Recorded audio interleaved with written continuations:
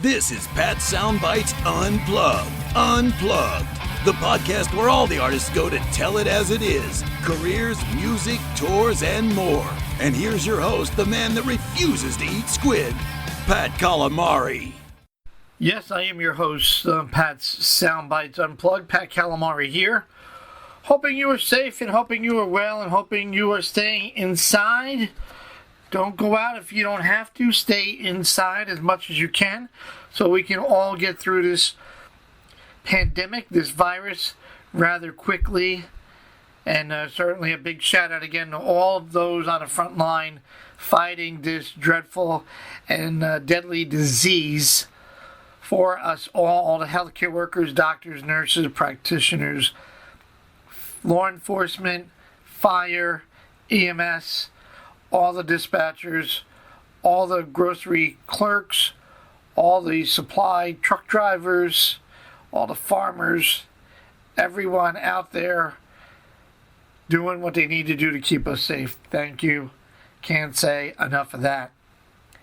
Episode number 58 is a great chat with award-winning and critically acclaimed Canadian singer-songwriter. His name is David Myles, and I got a chance to talk to David from his home up in Newfoundland, up by the Nova Scotia area, and a great chat, and a wonderful singer-songwriter, musician. Got a new album out called Leave Tonight, and I got a chance to get a copy of it and listen to some tracks, which led me to check him out, to further explore Mr. David Myles, and found other tunes that I fell in love with. He's very gifted, real creative. He covers all the genres, maybe rockabilly the best, but he's got a jazz background. He covers blues. He did a Christmas album, folk, gospel, and even hip-hop. Yes, David and rapper Classified had the biggest selling rap single in the history of Canadian music. Went triple platinum in Canada, and he won a Juno Award, which is comparable to the Grammys here in the United States. Just a super cool guy.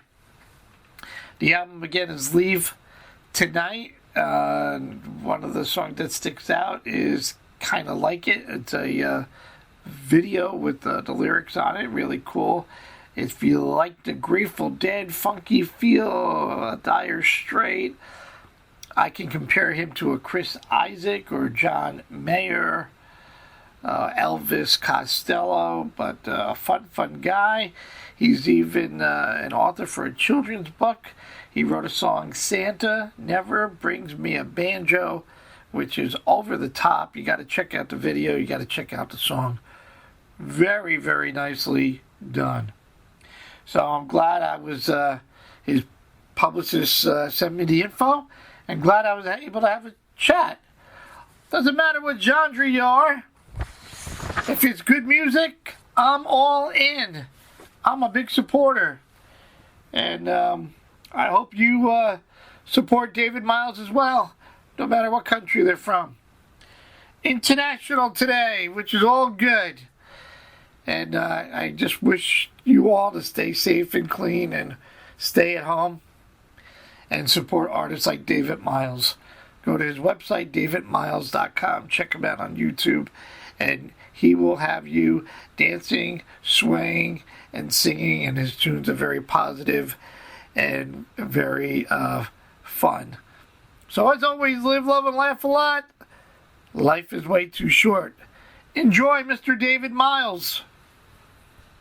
Hi, this is David Myles, and you're listening to Pat Soundbites Unplugged. WBXO Classic Rock Redefined in conjunction with Pat Soundbites Unplugged. Well, today we're going international again, and I'm just talking north of the border. Pleasure to have on the phone line award-winning, critically acclaimed Canadian singer-songwriter, Mr. David Myles. How are you, David? How's things going in Canada? I'm doing great. Thanks very much. Yeah, nice to be on the show. David's up in Nova Scotia, and I just said to him, I got to get up there, man. It's a beautiful, beautiful area in the northeast part of Canada. And he's got a new album out, will be coming out, Leave Tonight, which my dates here say May the 8th. And I've been dancing to Kind of Like It. And then I said, well, let me just dig some old tracks, because I'm not familiar with you, David. And I've been bebopping to Real Love and Santa don't Never Brings Me a Banjo. So oh yeah, great. a lot to chat about. But well, A, to start things off, you're okay, your family okay, you're hunkered down. Is Canada pretty much following the rules like everybody else is, quarantined for the most part? We're hunkered down for sure, man. It's definitely. I got 2 kids. I got a 7-year-old, a 5-year-old, so I'm actually now on full-time child care because obviously all the schools and daycares are all closed, and I'm not touring or doing any of that stuff. So my wife's working full time, and so I'm home with kids trying to teach them. We started up a little homeschool because I got to keep them going, you know. So don't know how long this is going to last, but you know what, we're safe. We're in a good spot. I'm feeling grateful to have the space we have and to have, you know, and I think everybody's doing the right thing. And so no, I think we're doing just fine. Great to hear. Did in your neck of the woods, did everybody hoarder for toilet paper like here in the States? Pretty much, yeah, pretty much. I think I think that has been a bit of a thing at first. I think it's starting to hopefully slow down. I mean, we've been kind of reassured that we're not going to run out of toilet paper as a supply, and so I think people have felt okay about that. But yeah, no, I mean, I think a lot of the same stuff happened for sure. I mean, really, it just happened those first few days, which I think were pretty much in line with America in terms of just going from, you know, kind of relatively casual to very strict limitations. It was a shock for everybody, you know what I mean? And so we went from having shows and me coming down to the States to shows to basically nothing, you know what I mean? Right. And very clearly, that's not going to change for a little while. So, no, it was it was quite a shock for people. But no, we're definitely all in it right now. You know, the States and Canada, we're all, and really most of the world, I think, is now going through much of the same thing. I totally agree, and yeah, I don't. It's a respiratory infection, but we run out of toilet paper. I've been telling people, if we get diarrhea, I guess the next thing's going to sell out is nasal spray. I love to meet the genius who came up with this, but I think people just, you know, panicked and ran and got supplies. And I agree with you that things have settled down a little bit, and it's not the end of the world. Have you considered doing any live streams from your home? Yeah, and I've been doing that. I did it right away. I did it kind of right in the first couple days just to check in with people, and it felt really good. I got to tell you, it felt really good to connect. And I have a few more coming up. I haven't done them tons, and I suspect I'll do them a bit more, but I'm kind of trying to space it out, to be honest, because I saw everybody kind of went right into live streaming right away, and I kind of thought, you know what, I'm gonna just take my time. Plus, I thought it was kind of I thought it was almost saturated. There was a bit of saturation in terms of so many people doing it at the same time. But also, I've just been really busy with the obligations to my family, which are my primary obligations. So there's been that as well, you know. So I'm lucky. I have a lot of ways to stay connected with my fans. With social media, you can stay. I've been posting lots. I've been writing lots.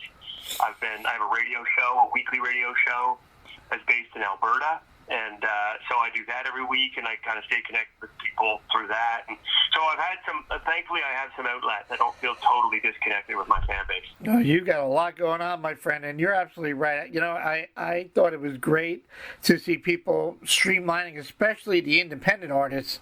And you're right, now every night it's so flooded, and it's not coordinated where, you know, you could go from one person to another, and you know what? Nobody knows what's the right time to do it, before dinner, after dinner. You know, so yeah, it's really strange and weird and different. But I think it's a great chance for independent artists, and I don't like to use the word exposure, especially with this virus thing going on, but it's great exposure.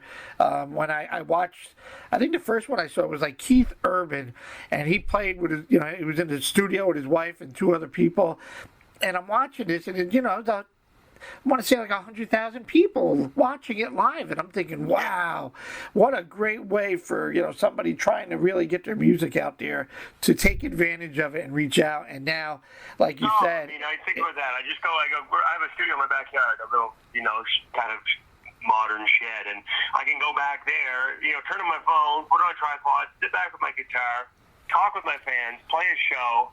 And I'm in my backyard. Like, I'm back. I can put the kids to bed afterwards. Like, there really is, that element is quite amazing. And people can ask you questions. And I love singing in that environment. I really do. It's comfortable. It's easy. I think the other thing is it really does, you really see through, you see people's talent when they're just in their living room. You can really tell the ones who can really sing. There's no lights. There's no. It really.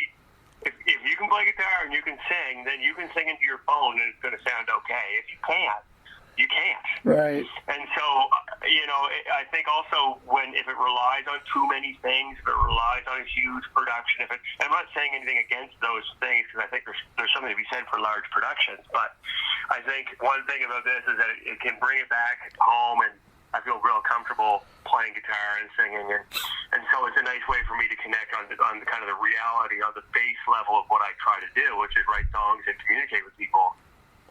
And as you said, it brings that natural, organic, bring you back to square one where it all started. Mm-hmm. Sometimes that is great. So, David, again, I wasn't familiar until I got Michelle hit me up to read about you and promote you. And was your family ever musically inclined? I see that you started playing trumpet at 10, played in school bands, purchased your first guitar in China. Was anybody in your family musically inclined, or you just saw it and generated to it? We were all pretty. I'm one of 4. I'm the youngest of 4 boys. So it was a real active household, and I had really strict parents. And so it was pretty regimented. Everybody played music. It was part of our education, you know what I mean? Part of our upbringing. There was 2 pianos in the house at one point, which was insane. And my brothers all played at least one instrument. It was more on the Royal Conservatory, more on the formal classical music training. And my dad played piano quite well, and he could sing, and then he also directed musicals. He directed the high school musicals in my hometown. Wow! And so he was quite involved in music, but it was never folk music. It was very rarely guitar-based music at all. If anything, I was not necessarily the musician in the family. I was, there was one of my brothers sang a lot in public, and he was the star of the musicals and all those kind of things. I kind of held back and played trumpet mainly, and was more in the background. Not that a trumpet can be really in the background, but that was kind of my vibe. And so it wasn't until university, it wasn't until buying that guitar that I really started to kind of step out and sing and write songs and be more confident in being that guy who could stand up on stage and do that. So it's all in your bloodline, and I think it's really good that you had so many different kind of influences through that whole theatrical end, and the piano playing and reading here. I mean, you cover every genre, which I think is awesome. I'm not a fan of any. I don't think anybody can say, well, okay, I'm a country singer. It doesn't matter anymore. Even I hardly ever see the word folk even used. More Americana. And folks are just going from boundary to boundary. I agree. I think people listen to all sorts of music now, right? It's just where we are in the modern world. Absolutely. It's very difficult to be in one genre, to just sit in one genre. I grew up listening to jazz. It was my first music that was my own. That was not my parents, They played classical music. I listened to jazz. My mom listened to James Taylor and Paul Simon. If anything, that was what trickled down into what I do now. But it's always been a lot of different influences. I'm looking at my record collection right now as we're talking, and it's all sorts of music. That's what brings me joy, is discovering new sorts of music, and that naturally finds its way into the songs I write. Absolutely. And yeah, I mean, I see your jazz and blues and pop and French pop and rockabilly and country and even hip hop. I'm like, no, that's perfect. That's great. Yeah, as I said to you, we're classic rock is our main meat and potatoes, but we're redefined. I could play anything I want to play, and especially my theme in my radio show is keeping new music alive on the radio airways, which is really a radio rarity anymore. But it's connected me with so many artists like yourself and all the national artists. I mean, that's what musicians do. I'm not a musician, but that's what musicians do. You're songwriters, and they want to create, and I know it's a different world, and I'm not going to blast corporate radio. But if you want to hear the Beatles and the Stones hits every 5 seconds, that's great. But that's not me, and it's really opened the door for me, and I'm blessed to be able to promote for folks like yourself. Talking about, now we're going to just jump forward to Leave Tonight. I got this listening to kind of liking it. I heard like a Grateful Dead. I hear a Chris Isaac. I hear a Dire Straits. It's got a nice little funky feel to it. Maybe John Mayer. And it's a fun song. I like the video. I like it all. Talk to me about your songwriting and some of the songs here. Well, I mean, kind of like it is. I have had the same. I have had the same group of guys that I've played with for a long time, over 12 years now. And so part of what I love doing is writing songs that I know that we're going to fit in real nicely. Maybe it's because I grew up playing jazz, but I love the idea of communication through music. I love the idea of opening yourself up, and really, like, the solos become very important. And so I like to write songs that I know my band is going to flourish in. And I feel like Kind of Like It was very much one of those. I love J.J. Cale. And that's really, like, I love the Grateful Dead. As you said, like, Dire Straits, Mark Knopfler, J.J. Cale are obviously super tied together stylistically. It's this kind of mellow, but ultimately pretty upbeat and positive vibe to that song. That's what I really wanted. Plus, it's got that kind of beat where the band can really lay into it. You know what I mean? Yes. Where Al, who plays guitar, who's a great country guitar player, can really like step up and do his, and we can have fun. That's what it's supposed to be, right? Like, playing music with your buds is really, really fun. So if I can write songs that creates that joy on stage and for an audience, and for us as a band when we're recording it, then I feel like I've kind of succeeded. And so with Kind of Like It especially, that's what that was about. That was about finding that. I think with most of this record, the challenge for me was to make something that was contemporary and sounded like me. I think I've done a lot of stuff that was more throwback, which I love. I love, like, rockabilly, early country, early rock and roll. And so I wanted to take some of those influences, but actually kind of make them modern, not by like adding beats and like computerized whatever. Right. But more just by making them me now, rather than me trying to reproduce another sound. And so that's what all of this record was for me. There's moments where it sounds where I do draw on Chris Isaac, classics like Roy Orbison, because I love crooning. I love that. I love singing. I'm not a mumbler. I want people to hear my words, and I want to sing out. I want to sing like Jim Reeves. I want to sing, and maybe that's because my dad was a musical kind of singer, but I like singing out. And so I wanted to write songs that I could really sing. Well, it comes across very easy listening, very radio friendly, and you could get very positive, and I could feel the fun in the songs, and especially in some of your videos. It definitely translates into that. You mentioned your dad, and I saw this, the song is called, I'm not sure if it's called The Wait or Wait, and it covers maybe about your dad's passing, the weight bearing down on you.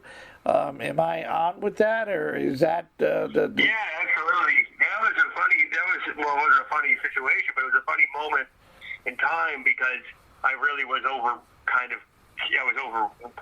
by the emotion of the situation, and it wasn't necessarily right after my father passed away. He passed away suddenly. He had a heart attack at 70, and was a big personality. Obviously, he was a real amazing character, and so it was certainly a really hard experience, as it is for anybody losing a parent. But I thought what was interesting was I was kind of digging around for songs, and that one just kind of almost came complete at a moment of real kind of vulnerability or soul bearing. You know, I was kind of alone and was really grappling with it. And it was months after. I think that's what's interesting about losing someone so close to you, as anybody knows, is that it's not right away that it hits you. Sometimes it hits you months later. Sometimes it can hit you at the weirdest times.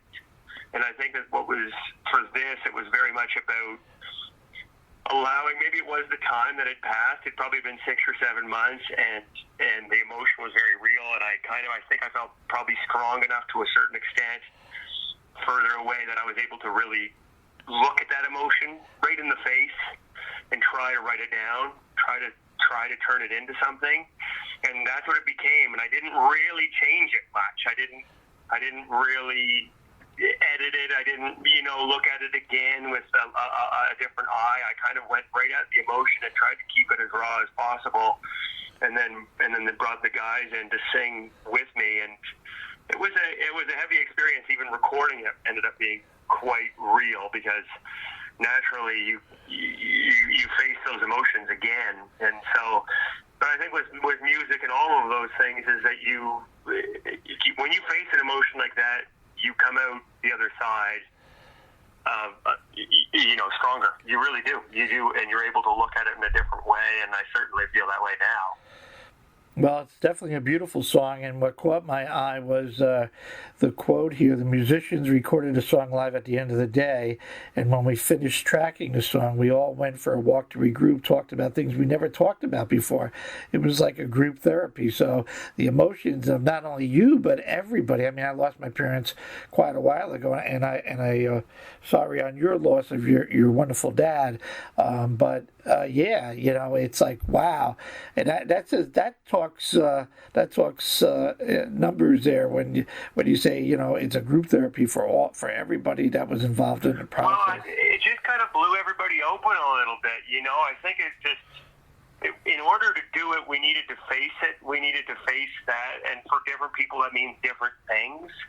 But I think in doing this song, justice, and we did have to kind of look at it, honestly, and it shook people up. It shook us all up. We finished it, and we actually said all that was true. We kind of we were a mess. We couldn't play anymore, and we thought, okay. But then we really, again, you deal with these things, and you open yourself up, and you become honest about loss and the fear of losing people and all of those kind of things, and all of a sudden you get that much more honest. But these are people that I've played with for, as I said, like over 10 years. They're like brothers to me. Right.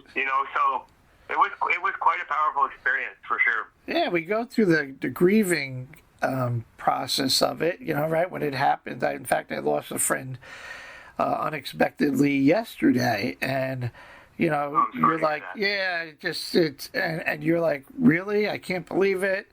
And you go through this grieving, you think of the memories, and I pray that she didn't suffer. It didn't seem like she has, but we'll get all the details down the road.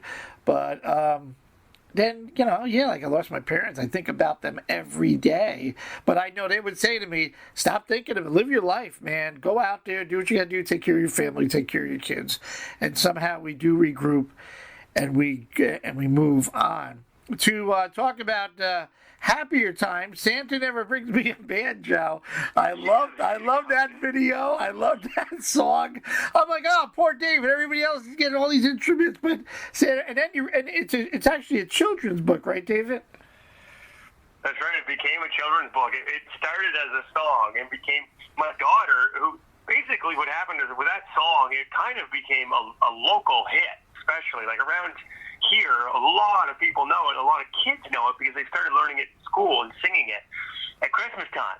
And so they've gotten really into it. And my daughter said, all of her friends, that's all they wanted to hear. Whenever they'd come over, they just wanted, even if it was July, they wanted to hear that song. And she said, well, why don't you make it into a book? And I thought, well, that's actually a really good idea. And I talked to a publisher, and we made it into a book, and it's been great as well. It was, that song for me was, it really got at the core of one thing I really enjoy doing and I don't shy away from, which is the art of the novelty song. Right. I maybe it's part of, again, my kind of old schoolness is not exactly the coolest thing to do, but I love that type of song. I love Roger Miller. Roger Miller is one of my favorite writers of all time. I've always loved Roger Miller. And he had an ability to be melodic and silly. Yes. And, he could devastate you with one song, and then he could make you laugh. And he was often nonsensical and funny, and there was a playfulness. And that's what I wanted to try to get at when I was writing that. I had written more serious Christmas songs, and I thought, okay, well, I'm going to see what I can do here. And the song came to me, and I remember I was laughing. I was just thinking, oh my gosh, this is such a funny concept. And it's been a great gift. It's one of those things that song almost came complete to me. I was raking the leaves, and I got the whole chorus. I kind of had the concept. I thought, oh my gosh, this is going to be so fun. And it has been. I mean, it's a major part of our December every year is doing that song all over the place, and the video just took it to a whole different level, because rarely do you have that opportunity where a video complements a song so perfectly, and it was done at such a high level, and it just elevated the whole project. So I was really lucky. Oh my God, the video is spot on. I love all of it. And then I read, we talked about different genres, Enter Ninja. Cross-genre musical collaboration with the rapper classified as the biggest selling rap single in the history of Canadian music, triple platinum in Canada, and won a Juno, which I believe is our equivalent here in the States as a Grammy. Congratulations, and good for you. And I bring it up not only to say, wow, again, back to the genre thing, we just had Post Malone, who I really didn't know much about because I'm more of a classic rock blues guy and country guy, hanging out with Ozzy Osbourne, inspired Ozzy to come up with his latest album, Ordinary Man. So I think it's awesome. So congratulations on that. Well, but you know what? I mean, it's about openness. It's about experimentation and having fun with playing music. And really, in that whole project, and with Classified Still, who's quite a big Canadian hip-hop star, a lot of it has come down to the fact that I've always been able to do what I do, which is I don't rap. I do what I do. I wear my suit. In this case, I play my electric guitar, which is a hollow body Gibson guitar.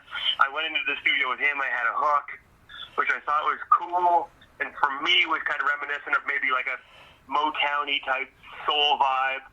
And we took it and we turned it into a different type of song, and then we talked about the theme of the song, and then he wrote his raps, and then the song became a massive hit. It became a huge, huge hit, and we traveled all over the place. And it was just such a trip for me that I think, had I just said, no, I only do this type of thing, I would have sold myself short, because I didn't get to experience any of that stuff, and I've learned so much from working with Classified. I've learned I actually, through Classified, I just did another song with a rap from New York, actually, a guy named R.A. Rugged Man, a legendary rapper. And, it's such a funny experience that I find myself having this connection to hip-hop music, but hip-hop music is open. It's open to influence. It's open to all, because it was based on samples and records and collections and all these kind of things, right? So there's something about the openness of that genre where they're building from all these different places that I can kind of go in there as a person who sings and play guitar, and if I'm open and excited about working, then we can do some really cool stuff. So I've been really lucky. Well, glad you took the risk. Glad you kicked the wall down and you were open about it. And look at that. I mean, I remember, I was not a rap, hip-hop, and then Aerosmith comes out with Run DMC doing a take of Walk This Way. And it's like, you know what? That's not bad. That's pretty good. And then more and more. And then look where we are today. Any other projects that we can help promote for you, David? Anything you're working on? The main thing is that new record that's coming out in May. That's going to be my main focus for the next little while, besides taking care of my family and staying safe and healthy. That record is a big one for me. I went full on, and and I'm really excited to get that out. So that's my main focus right now for sure. Well, we definitely encourage everybody to go and buy it, not just go to Spotify or Apple's iTunes or find it to just steal it, buy it. David works hard. He's got a family, he's got 2 kids, and we need to support artists like David. The shows, I mean, I'm being optimistic. There's a show here, 2 shows, May 16th in Philly, May 17th in New York City at the Rockwood. They're so-called still tentatively listed for now. Yeah, I guess they are. I hadn't even really thought. I don't think we've just thought that far ahead. I suspect, as you said, that's optimistic. I can't imagine that, to be 100% honest with you. Both you or I would not really, I don't think, would think that those would happen. I don't really know. I haven't heard. I kind of, it's a weird thing until they cancel. Then I'm assuming that's just because we haven't looked that far ahead yet.